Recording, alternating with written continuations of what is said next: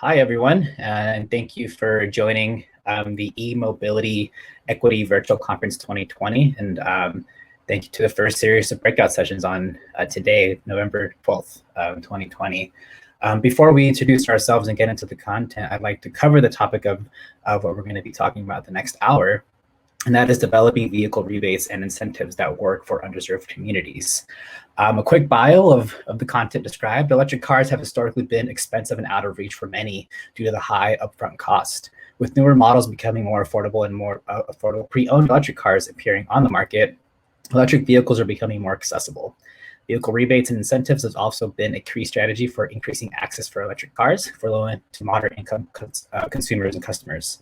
This panel will explore different strategies to improve access to electric vehicles for historically underserved communities, the rebates and incentives. Before we introduce myself and ourselves, I'd like to remind the crowd to please submit questions in the chat box, and we will be fielding those later in the hour. I myself am Sergio Lopez. I'm a program manager at Fourth with the pronouns of he and his, and I reside in Portland, Oregon. I do want to acknowledge the land that I am in, and I know that panelists will as well. Portland, Oregon, which is an area that rests on the traditional village sites of the Multnomah, Wasco, Cowlitz, Clackamas, Band of Chinook, Tualatin, Kalapuya, Molalla, and many other tribes who made their home along the Columbia River many centuries ago. The next three panelists that we have, I will give a brief introduction on them and I'll let them explore more what they do. We have Aine Bowie, an associate researcher at the International Council on Clean Transportation. We have Flor Lorenzo, a policy and communications associate at Beneficial State Foundation. And we have Terea Macomber, the director of electric vehicles of Grid Alternatives. And without further ado, I will hand it off to Aine Bowie, the associate researcher at International Council on Clean Transportation. Thank you, Sergio. Can you hear me well? Yeah. Oh, good. Okay, awesome. So good morning, everyone. My name is Aine Bowie. My pronouns are she, her. I'm an electric vehicle associate researcher at the ICCT, where we do a lot of research and work to understand where and why EVs are being adopted at different markets. So talking about equity today is really timely, given that we've been wrestling through some really difficult time around racism and injustice these past few months. And I think these conversations are more important than ever. But first, I just want to acknowledge that I'm living on the traditional land of the Ohlone people of the Bay Area. And for that, I'm very grateful.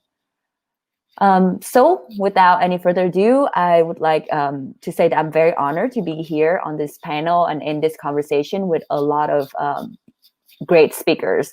I share a few facts and figures about electric vehicle market growth in the US as a starter first, and then some ideas about how we can improve incentives for underserved and frontline communities going forward. So I would just start with just a minute of context.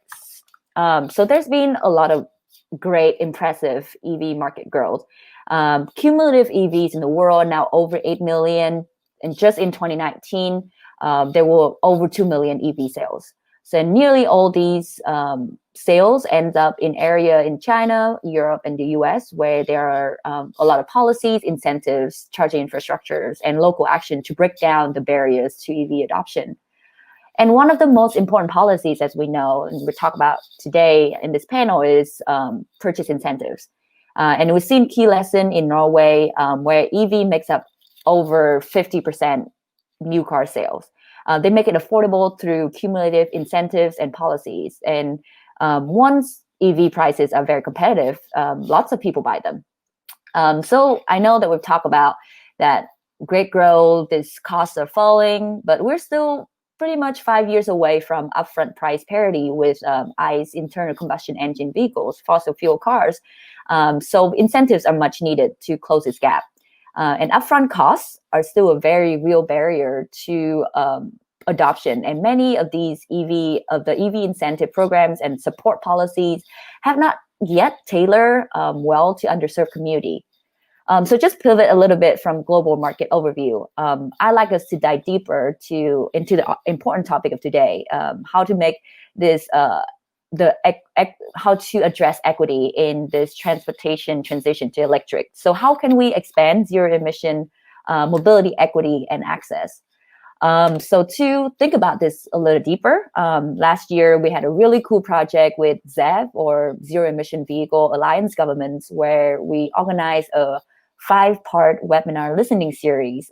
We heard from a lot of great speakers in this space, and today I have the chance to be on the panel with one of them here, Terea. I know this slide is super busy, but it helps summarize the listening series schedule and lineup of expert speakers we had. And today I would just focus on 2 topics, the framing and motivation on why we do this work, why equity is important, and the next thing is how to improve incentives, vehicle incentives especially.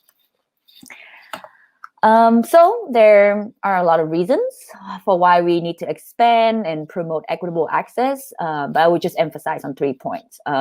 First one is expanding ZEV access has major social and environmental benefits, especially for the disadvantaged communities who have been historically living in areas with high level of emissions. So if we can think of a way to help these hardest groups, we can figure out a way to help everyone else.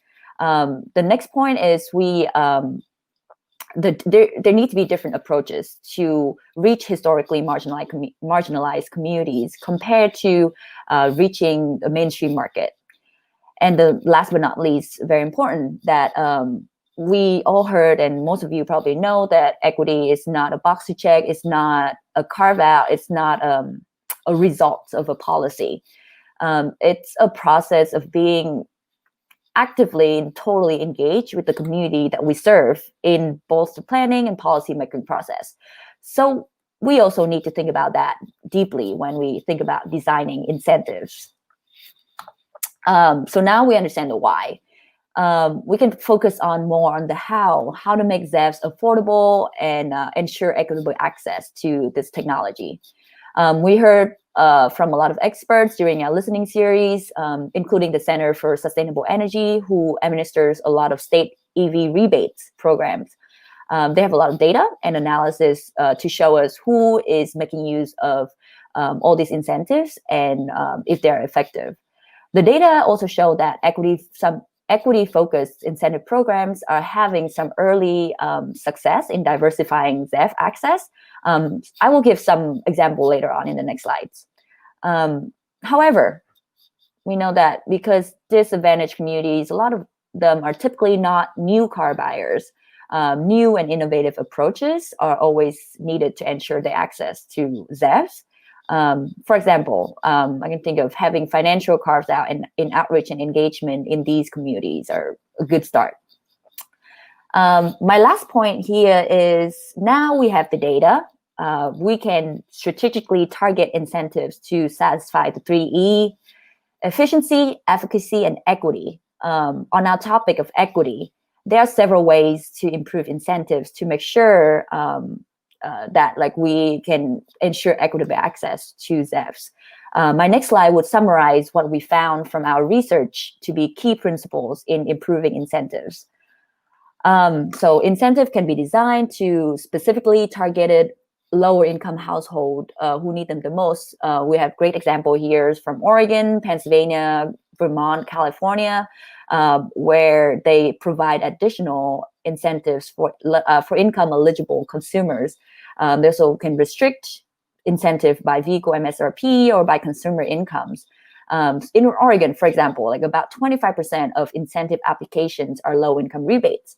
The next thing is ensuring incentives available for full target market is very important.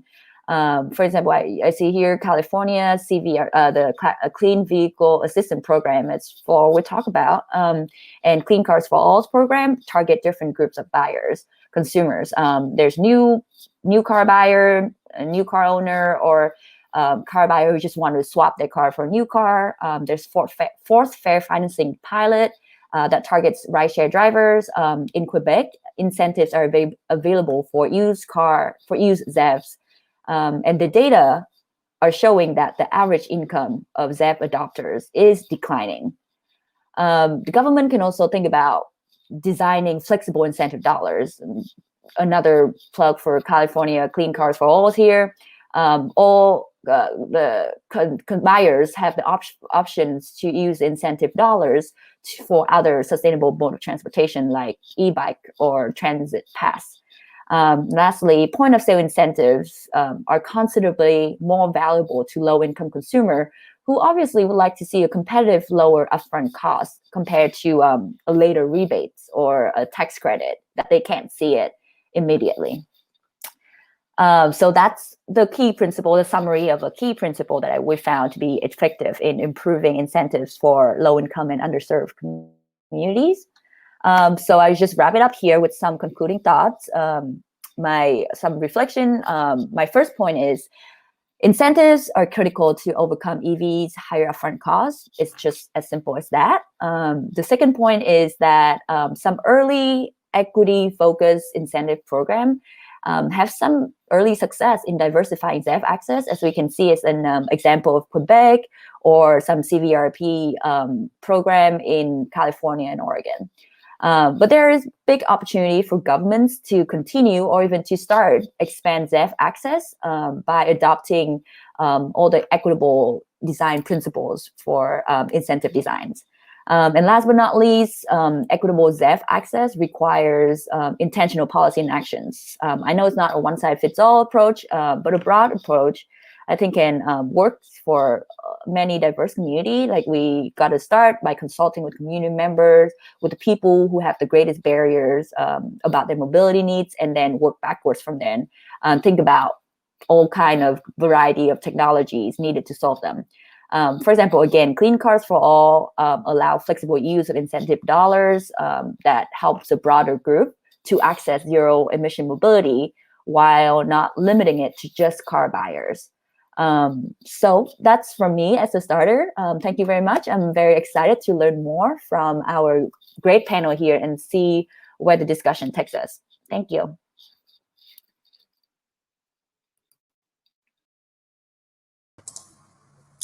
Hello, everyone. My name is Flor Lorenzo, and my pronouns are she and her. I reside currently in the Inland Empire, and I'm currently on the land of Tongva, Yuhaviathma, Mariganyans, short for Serrano, and Kisk and Coquila. I help manage the Clean Vehicle Assistance Program's website and social media, and on the Equity Strategy team, I help develop policy and communication strategies to help raise community and stakeholder engagement. So thank you so much again for giving me the opportunity to be here and to talk to you here about the CVA program.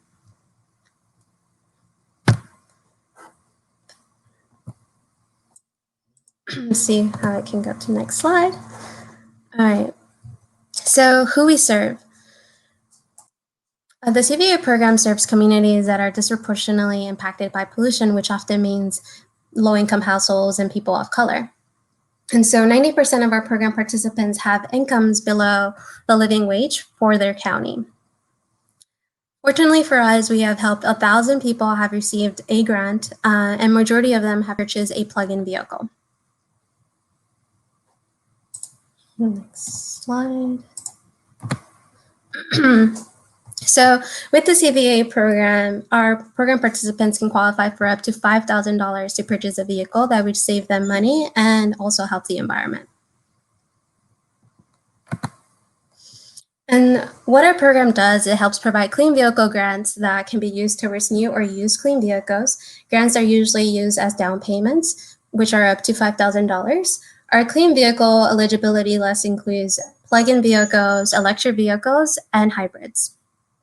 Our grants are paid at the moment that the participant purchases the vehicle instead of purchasing the vehicle first, like a rebate. So it doesn't work like a rebate where you do purchase the vehicle first and then receive the grant. So we provide it at the time of purchase. And these grants don't have to be paid back. Also, we are able to provide additional clean vehicle charging grants up to $2,000. How our program works here, we have 3 simple steps in which the participant submits an application. If approved, they will receive an approval packet in the mail. And so Then the second step would be to research the vehicle, and if financing is needed, also our program offers financing. And lastly, they would bring the approval packet to a network dealership to purchase the vehicle. And I would like to now highlight a few equity points of why our program is working and why it's successful. And being able to serve more low-income households, we're able to do this because our program is rooted in equity. And so starting with inclusion, focusing on inclusion allows us to create the opportunity and access specifically in our program because we're able to serve more low-income households through the used clean vehicle market. And so it becomes easier to own a vehicle when our participants are able to make the choice to buy a clean used vehicle. And so we also see through upfront incentives, our grants have a very big impact on our participants' vehicle purchase journey by increasing the down payment and decreasing the total cost payment of their vehicle, and at the same time, lowering the financial payments of their vehicle. And like I mentioned a little bit before, we provide additional financing through our lending partner, Beneficial State Bank.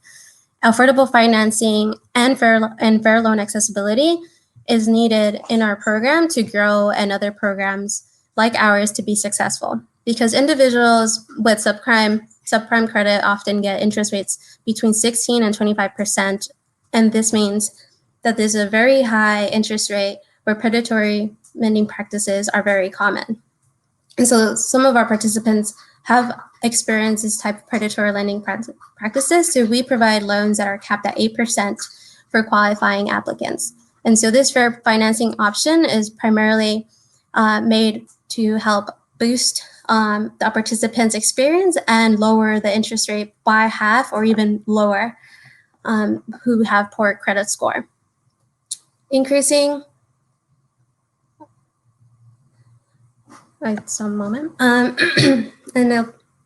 increasing EV awareness is key to our program for low-income disadvantaged communities because we've learned through our program that our participants learn through word of mouth, which means that they learn last about EV technology. And lastly, application accessibility is high in our program, which means that it's an easy application process, which makes it less of a barrier for program participants to apply, which can often mean that if the application wasn't as accessible, then it would be overwhelming and time-consuming, and that would prohibit the participant from applying through our program. And I just want to say thank you to everyone that took the time to listen and be here with us. Please connect with us on social media, on Facebook, Instagram, and Twitter, and look at our website at cleanvehiclegrants.org. And now I will pass it to Terea. Thanks, Flor, and thanks, Ayn, for setting the stage for some of the amazing incentives that are online for our most deserving communities. I'm Terea Macomber. As Sergio said, I am the Director of Electric Vehicles at Grid Alternatives, and my pronouns are she, her, hers. And by the time y'all are seeing this, I will be back at home in Las Vegas, and that land is still Western Shoshone, Southern Paiute and Niue territory, which is Western Shoshone land. So I'm excited to be here today.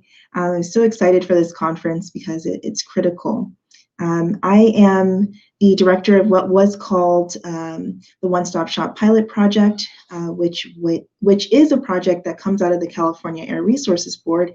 And it's really just answering the question of how do we make sure that our most deserving communities are taking advantage and benefiting from all of the programs that they're eligible for. So we have incredible ways of getting folks resources in terms of public health and food and other forms of care. But when it comes to transportation, it's a little bit lacking. And also when it comes to all the transition to this clean future that we're moving into, it's not the most coordinated.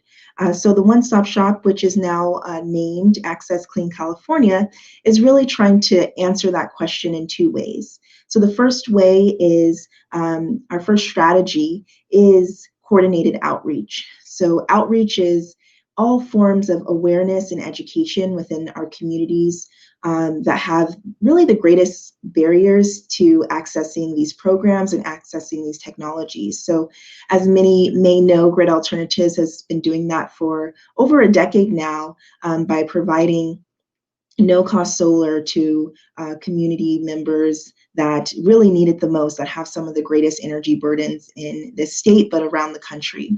So we're thinking of, we're taking all of our best practices from doing that work and moving into transportation.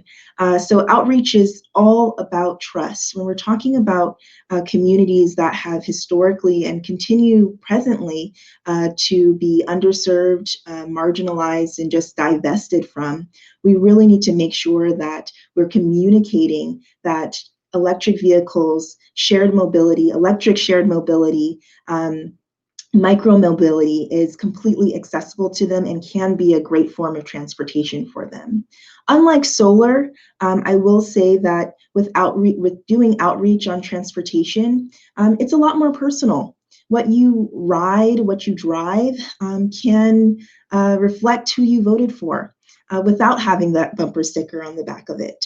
So when we're talking to communities, we're really making sure that it's not coming from this very government perspective, but actually coming from our trusted outreach partners and our trusted intermediaries, our tribal intermediaries within our tribal communities, to really make sure that they're speaking to their communities in a way that reflects them. The second strategy that we have, and it's the part that is where that real coordination comes in and the willingness to coordinate comes in, is creating a streamlined application process. So our communities may have the time to know, like, all these programs exist, but when it comes to applying to these programs, I ask the simple question, which is, why do we ask people to prove that they're poor over and over again? Why do we have these really complicated processes to make people prove that they need support to getting into transportation, especially transportation that is expensive? Electric vehicles are becoming more affordable, but they're still out of reach for many people, new and pre-owned. So we're asking people to make a really big investment and to have to go through the rigor and sometimes the shameful process of having to prove that you are low income and you're deserving of these technologies is one question that I'm trying to address through this project. So how do we create processes that trust that communities need the help to get into these technologies? So we are building, we have built a benefits finder. So you go to what will be online soon, which is accesscleanca.org. And if you are a part of our network, you will have a login to go into this benefits finder, put in a simple information, and not just see what you may be eligible for, but actually be able to continue the application process, start the application process from the Access Clean California site, and then be seamlessly passed over to programs like the Clean Vehicle Assistance Program, who was one of the first programs that integrated with our benefits finder. So on top of those two strategies, we know that that's just not enough. The way that some of these programs have been designed have certain barriers that folks just didn't think of when they're trying to build these great incentive programs to help our most deserving communities get into clean transportation, into clean energy. So we listen very intently to our outreach partners and just to our communities, directly from community members' mouths of, this is how this program was really hard to benefit from. This was really confusing for me to understand, and take that back to the Air Resources Board to figure out where we can make programs a little bit more accessible. And then lastly, Access Clean California is really intentional about recognizing that we are at a critical moment, and I think this conference is speaking to this and addressing this, is that we're at a critical moment where we're talking about changing and innovatively, adjusting and rebuilding our transportation system. But a lot of the people that are at those tables and are developing these technologies aren't taking into account how transportation has been used as a way of reminding, especially Black people in this country, that they don't belong in this country. I say we, as I am a descendant of slaves, and I was at my last presentation where I always described that clean mobility transported millions of enslaved people around this world in the form of free labor, but also in the form of wind, which is still some of our cleanest forms of energy. So clean transportation has been around forever. And where we're at right now is recognizing, like, we are changing our transportation system. Why not think about ways to liberate our transportation system from this really scary and dire past and present? We have people being murdered, being intimidated, walking around their neighborhoods. We have folks being murdered and intimidated driving their vehicles. So as we're thinking about incentive programs, it's great to put that $5,000 on the hood and then also get that rebate after you buy the car. But how do we also take into account that the way that our freeway systems have been built were to support redlining? How do we recognize that micromobility is a great last mile option for people that aren't caretakers, for people that don't have additional mobility needs? So these are some of the questions that we try to address on Access Clean through my project, Access Clean California, but also by having conversations like this at conferences and in spaces where some people just aren't thinking that way just yet, and reminding them that we have this amazing opportunity to address some of these questions and build a transportation system where folks have an abundant sense of belonging and an abundant sense of being able to get to and from the places that they need to go in a way that really reflects how they want to get to and from those places. So thank you, and I will pass it back to Sergio to take us into the questions with all of the panelists. Thank you, Terea, for that amazing and powerful monologue, and as well as Flor and Ein. Quality content, and I want to continue this with one question for all you three, and a reminder to the audience to please submit any questions in the chat box. We will field those live shortly. So this question revolves to charging infrastructure. Charging infrastructure presents an equity challenge. People who live in an apartment building or multifamily units may not have the access to home charging, putting one at a disadvantage. How do you address these concerns, and are you working with any specific programs to overcome this? And I will hand it off first to Ein, and then whoever wants to hand it off from there, please feel free. Thank you, Sergio. That's such a good question. So we just recently at ICCT, we just published a report on San Francisco City charging infrastructure need to reach their 100%, to reach their goal of 100% by 2030. We are also concurrently working with many cities and state government on estimating their charging infrastructure need, from public access charger to workplace to home chargers, in order to achieve their EV goals.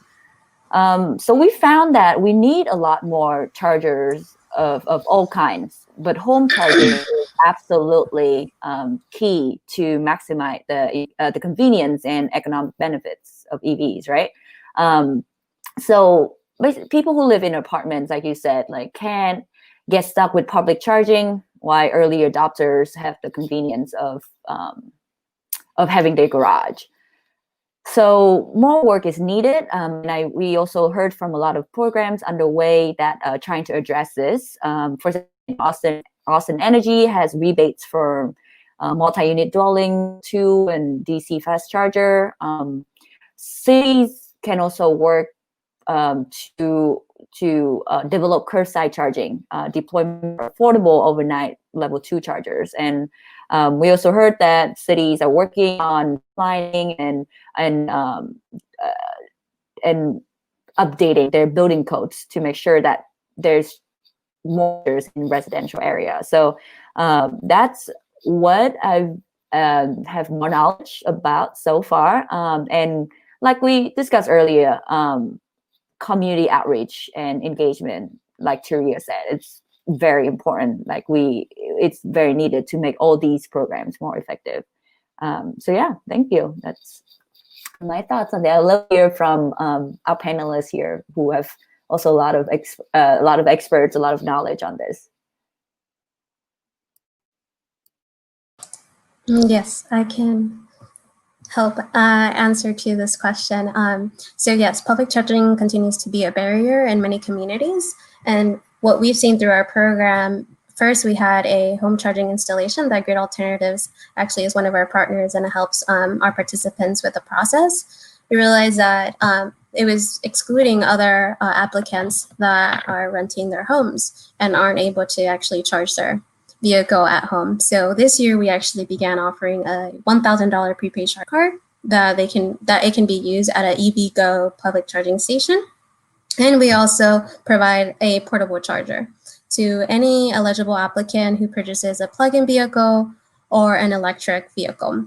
And so this option is more helpful for renters and people who cannot install, unfortunately, in their homes. And we also seen this option more popular in our program by increasing charging accessibility among our grantees. And just to add, like about 80% of our applicants are choosing a charge card for their clean vehicle.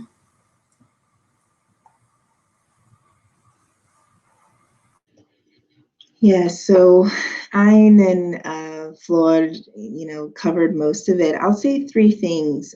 Charging is definitely a barrier. I think that the first thing is we need to democratize level 1 charging.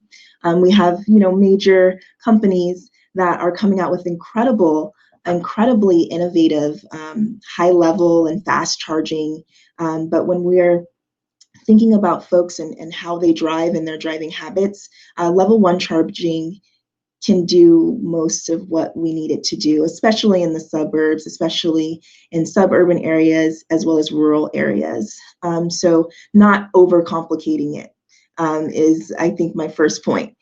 Second point is, I'm so happy to hear that, I was so excited to hear that CVA program was going to offer charging cards, because I was living in the Bay Area then, and even homeowners don't have off-street parking, so being able to charge at home is just a big barrier in urban areas. So hearing the charge card is great, and knowing some of my friends that have EVs, public charging has not been built in a way that has addressed equity, or feminism at all. A lot of charging, not being in well-lit areas, charging being confined to neighborhoods that have early adopters, happen to be, non-POC areas. So thinking about me or my uncle, who's a 6'5" Black man,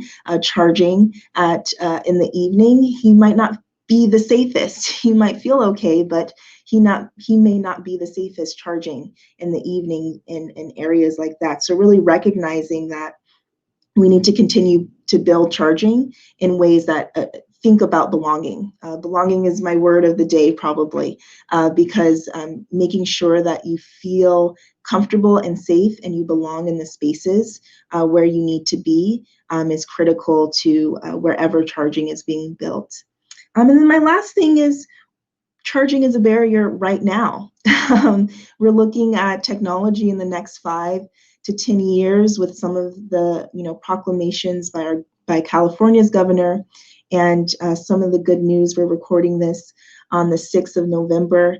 Some of the good news possibly coming from our executive office adjusting is just thinking about technologies, and hopefully the range on these vehicles grows immensely in the next 5 to 10 years. So even on the pre-owned market, we're starting to see vehicles just have better range, and continuing to reinforce an outreach awareness that if you're looking for a road trip vehicle, electric vehicles may not be that for you, but if you really just need that vehicle to get you, you've been displaced from the center of the city and you're having to drive 20 minutes to do your errands, this is a good vehicle for you. And I will plug in solar, and that was on purpose. I'll plug in solar and say you can, charge your car with the sun on top of that. So I think there's hope out there for charging to become less and less of a barrier as we see technologies get there and we see more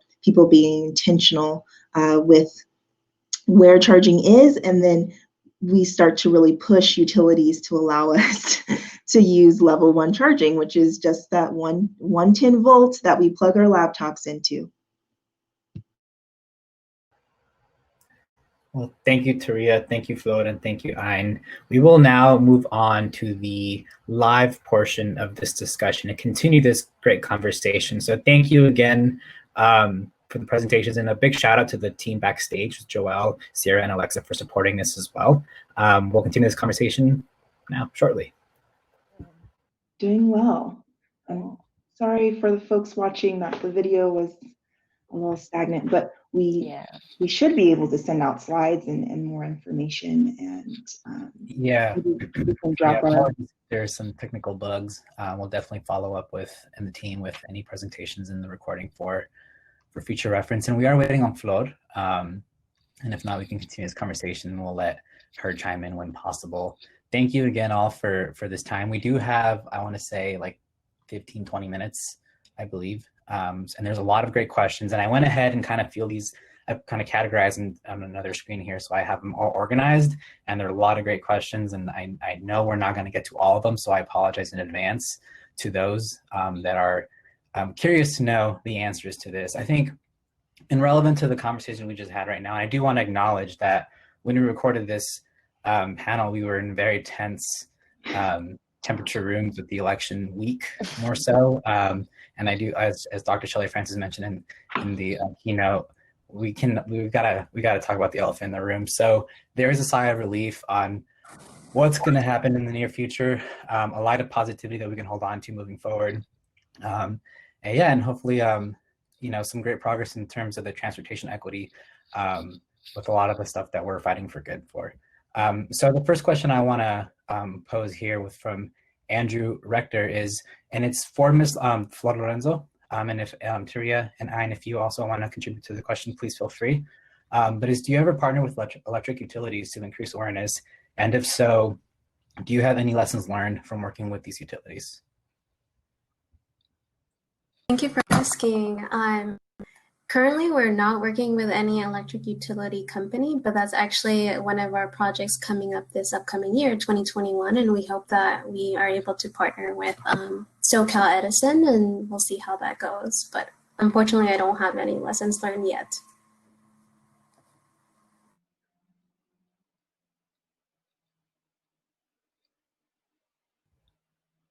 Thank you.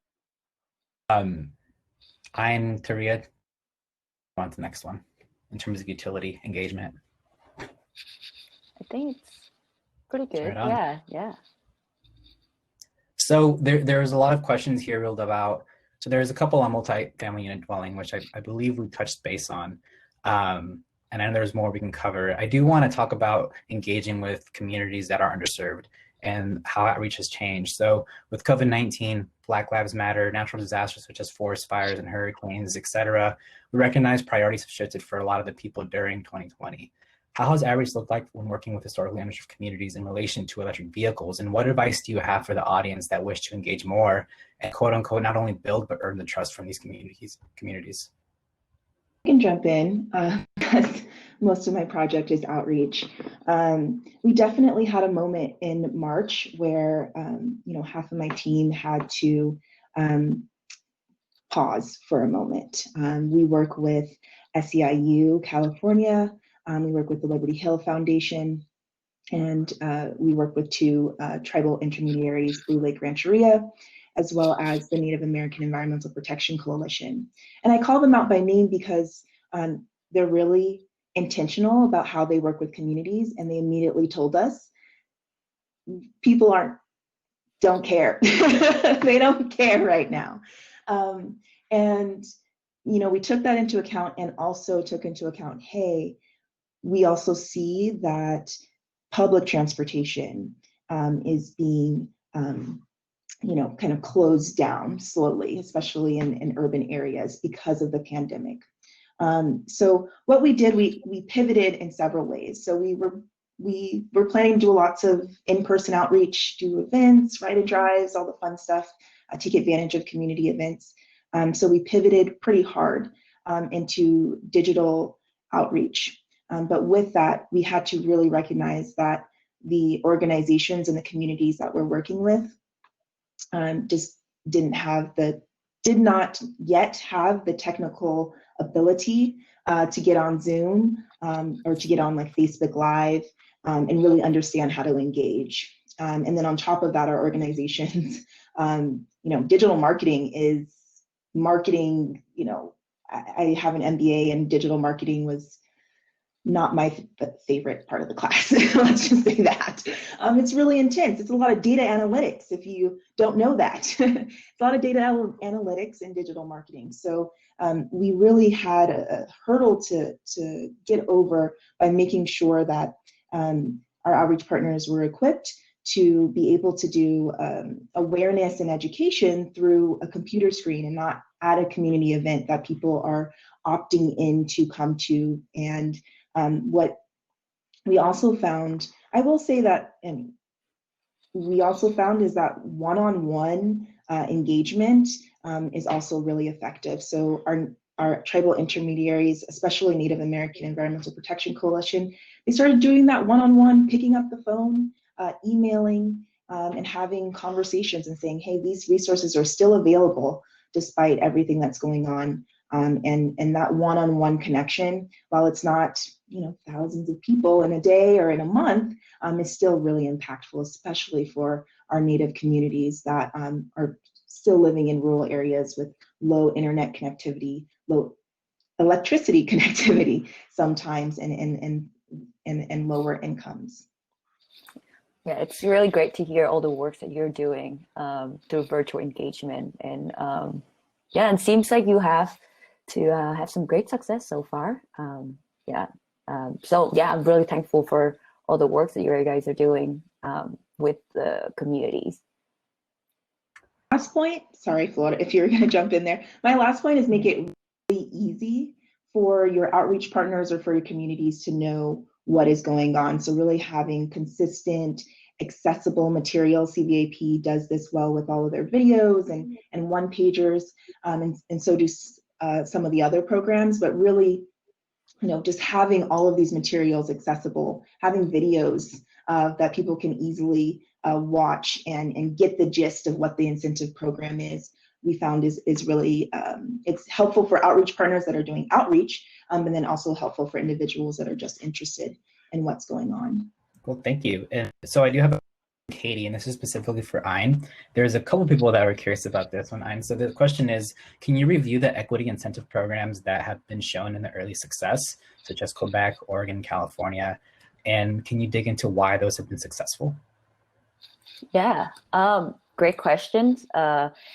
And I'm happy to share the slides and also the link to our listening series where we talk more with governments about like there's early success in these programs. So broadly speaking, like you said, these programs have some early success, and there are a lot of data out there, and especially Center of Sustainable Energy, they have a lot of data on like since the inception of the program. So, and then like where they show also when there's additional incentive for low income household, what happened there. So I encourage everyone to check out their data on that. And these great overall, like these great program in California, Oregon, and Quebec did touch on a lot of the principle, the key principle design that I've mentioned during my presentation. They have income eligibility. There's restriction for MSRP, and also they also have target different group of buyers. So like it's not in California. It's not just new car buyers. It's also a lot of time buyers are the disadvantaged group, underserved communities are mostly used car buyers. And as you see, like in Quebec, they have success because they also target used car, and you see that the income group of these buyers is declining. So so you can see like it's not just a bunch of wealthy people buying cars anymore. So it's one way, like in average income of car buyers is one indicator. So we definitely need more work and look into more data and in other in terms of race, gender, education, and other demographic factors. So yeah, that's basically what we've seen through data in the sense of early success in these programs. Thank you. Yeah. And I think with a good segue from success comes dealerships. And this is a question for anyone that feels comfortable answering this or has the data report or any kind of experiences. What has been the most successful models or modes for quote unquote cash on the hood? And how cooperative have dealers been when you involve them in the onboarding of electric vehicles and the incentive program? Can you repeat the question again? Sorry, Sergio. Yeah. So what are the most successful models for cash on the hood programs? So how cooperative have all when they've been involved? It's a hard question. I can help. So part of our application process is working with dealerships, and it's definitely difficult to have dealerships do the part where they upload the documents and they redeem the grant for the participant. So I would say that's definitely a challenge for us, where the process can be hold up for the participant. And so we definitely would love to see more dealerships like engage in the application process. And I think like that would definitely be a more of a success if we do include them in the onboarding, because sometimes we don't have a point of contact, and that tends to be a challenge for us, and we constantly have to be emailing back and forward. So about being cooperative definitely can be increased, and a better communications will definitely improve the journey of our participants' vehicle purchase. I've heard some good, yes, Terea, you have, before I jumped in. Okay, yeah. So I've seen some success with New York rebates that work with dealerships. The dealers have to be certified to collect, issue the rebate, and reflect it on the cash on the hood price. I also heard story about this dealership in Florida doing a lot of work. They have the car fill out all the rebates program, and then have the car kind of as demonstration vehicles for 3 months or so, and then after that they can sell the vehicles. But they already like taken in all the upfront costs for that, so like it result in cheaper price, cheaper upfront costs for vehicles. So that's one example I've heard too. So yeah, there's definitely a lot of innovative way out there, approaches out there to help reduce upfront costs for a lot of group of consumers. Just add that dealerships are an interesting conversation, especially on my project, because we work with communities that have the greatest barriers to accessing these programs. So we're talking about folks from native communities that might have incomes that are lower than the price of the vehicle. And then we're also thinking about communities that may have never bought a car before, and may just keep cars in the family. So they're kind of handed down. I will say that we need to be we also need to really recognize the dealership experience as someone that just bought a car. I was nervous and scared as a Black woman going in by myself to purchase a vehicle. I didn't know what that experience was going to be like. I didn't know. I was scared to get my credit checked. Didn't think I could afford the car. Like, I had all of these really negative thoughts going into my head, even though I am, I'm a director of a nonprofit and I'm a millennial, so I know how to use all of this technology. I've done a lot of research.